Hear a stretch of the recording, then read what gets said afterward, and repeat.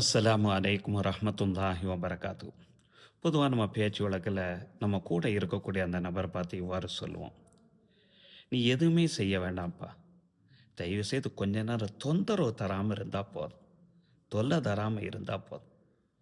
அதுவே ரொம்ப நன்மையான விஷயம் கூட. அதனால் நீ எதுவுமே செய்ய வேணாமின்ட்டு ஒரு வார்த்தையில் சொல்லுவோம்.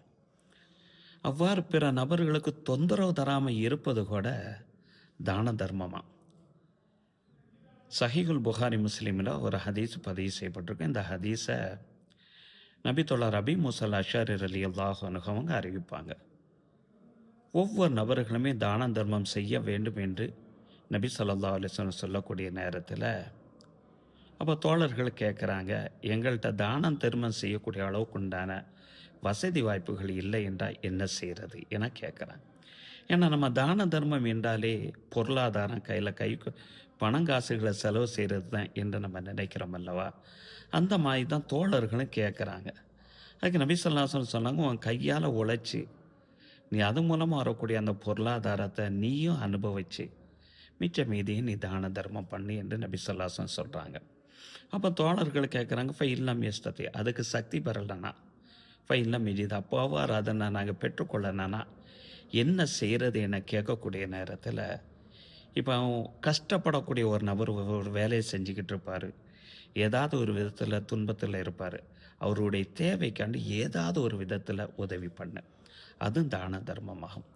சரி, அதையும் செய்ய முடியாட்ட என்ன செய்கிறேன்னு சொல்லி தோழர்கள் கேட்கக்கூடிய நேரத்தில் 4 நபர்களுக்கு நல்ல விஷயங்களை ஏவு அல்லது நல்ல விஷயங்களை நீ செய். அதுவும் தான தர்மமாகும். அதுவும் செய்ய முடியாட்டா என்ற கேள்விக்கு தான் நபி ஸல்லல்லாஹு அலைஹி வஸல்லம் சொல்கிறாங்க, பிறருக்கு தொல்லை தராத அளவுக்கு ஒன்றை நீ பாதுகாத்துக்க, பிறருக்கு தீங்கு செய்யாத அளவுக்கு ஒன்றை பாதுகாத்துக்க. இன்னஹா சதகத்தும், அதுவும் தான தர்மம் தான் என்றார்கள் நபி ஸல்லல்லாஹு அலைஹி வஸல்லம். மற்றொரு ஹதீஸு ஜாமியு திர்மிதியில் பதிவு செய்யப்பட்டிருக்கும். நல்ல விஷயங்கள் ஒவ்வொன்றுமே தான தர்மம் தான். அது பணங்காசுகள் செலவு செய்வது தான் மட்டும் இல்லை, நல்ல விஷயங்கள் குல்லு மஅரூஃபின் சதகா, ஒரு நல்ல விஷயங்கள் ஒவ்வொன்றுமே தான தர்மம் தான். எந்த அளவுக்குன்னு சொன்னால், உன் சகோதரன் வர்றான், அவரை புன்முறுவலோட சந்தோஷத்தோட வரவேற்கிற பார்த்துட்டியா, அந்த நிகழ்வு கூட தான தர்மம் ஆகும்.